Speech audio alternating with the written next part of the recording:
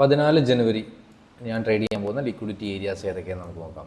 നിഫ്റ്റിയിൽ 23,234 എന്നുള്ള റേഞ്ചിൻ്റെ മുകളിലേക്ക് മാർക്കറ്റ് ആദ്യം വരികയാണെങ്കിൽ ഞാൻ ഡൗൺ സൈഡിലേക്കായിരിക്കും ട്രേഡ് പ്ലാൻ ചെയ്യുക. ഫസ്റ്റ് ട്രേഡ് എന്ന് പറഞ്ഞാൽ ഇനി ഇൻ കേസ് മാർക്കറ്റ് നാളെ ഈ 23,122.50 മുകളിലേക്ക് മാർക്കറ്റ് നാളെ മൂവ് ചെയ്യുകയാണെങ്കിൽ നമുക്ക് ഈ ഒരു ഏരിയ ഡൗൺ സൈഡ് ലിക്വിഡിറ്റി ആയിട്ട് കൺസിഡർ ചെയ്യാം. ഇവിടെ ടാപ്പ് ചെയ്യുകയാണെങ്കിൽ അപ്പ് സൈഡിലേക്കുള്ള ട്രേഡ് പ്ലാൻ ചെയ്യാം. പക്ഷേ മാർക്കറ്റ് നാളെ 23,122 മുകളിലേക്ക് മാർക്കറ്റ് മൂവ് ചെയ്യണം, എന്നാലേ നമുക്ക് ഈ ഒരു ഏരിയ കൺസിഡർ ചെയ്യാൻ പറ്റുള്ളൂ. ഇപ്പോൾ നമുക്ക് ഡൗൺ സൈഡ് ലിക്വിഡിറ്റി ഏരിയാസ് ഒന്നും കാണില്ല, ഒരുപാട് താഴെയാണ്. ഡെയിലി ടൈം ഫ്രെയിമൊക്കെ ലിക്വിഡിറ്റി എടുത്തിട്ട് മാർക്കറ്റ് ഇപ്പോൾ നിൽക്കുന്ന അവസ്ഥയാണ് നിഫ്റ്റിയിൽ. ഇനി ബാങ്ക് നിഫ്റ്റിയിലാണെങ്കിലും ഡെയിലി ടൈം ഫ്രെയിം ലിക്വിഡിറ്റി എടുത്തിട്ട് മാർക്കറ്റ് താഴേക്ക് തന്നെ വന്നുകൊണ്ടിരിക്കുകയാണ്, വലിയൊരു അപ്സൈഡ് മൊമെൻറ്റം കാണിച്ചിട്ടില്ല ഇതുവരെ.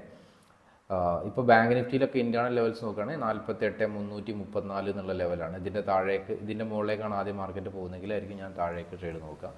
അതാണ് ബാങ്ക് നിഫ്റ്റിയിലുള്ള ലിക്വിഡിറ്റി, അപ്സൈഡ് ലിക്വിഡിറ്റിയാണ് ഇപ്പോൾ ഉള്ളത്. ഇനി നാളത്തെ ദിവസം 14-ാം തീയതി ഏതെങ്കിലും ഡൗൺ സൈഡ് ലിക്വിഡിറ്റി ക്രിയേറ്റ് ചെയ്യുകയാണെങ്കിൽ ഞാൻ മുകളിലേക്ക് നോക്കും. ഇപ്പം നമുക്ക് ഡൗൺ സൈഡിലേക്ക് ലിക്വിഡിറ്റി ഒന്നും ഇപ്പോൾ മാർക്കറ്റിലില്ല. അപ്സൈഡ് ലിക്വിഡിറ്റി ടാപ്പ് ചെയ്യുമ്പോൾ താഴേക്ക് നോക്കാനാണ് ഇപ്പോൾ മാർക്കറ്റിൽ പ്ലാൻ. അതുപോലെ ബാങ്ക് നിഫ്റ്റിയിൽ ഒരുപാട് ഏരിയാസ് ഉണ്ട്. 48,576, അതുപോലെ ഇന്നത്തെ ഹൈ 48,606 മുകളിലേക്ക് പോകുകയാണെങ്കിൽ താഴേക്ക് ഇതൊക്കെ നോക്കാം. പക്ഷേ ഓൾറെഡി ഒരു ഏരിയ ഇവിടെ ഉണ്ടായതുകൊണ്ട് ഇതിൻ്റെ ഫസ്റ്റ് ട്രേഡ് ഈ ഒരു ഏരിയൻ്റെ മുകളിലേക്ക് ആദ്യം മാർക്കറ്റ് പോകണമെങ്കിൽ താഴേക്കായിരിക്കാൻ നോക്കുക.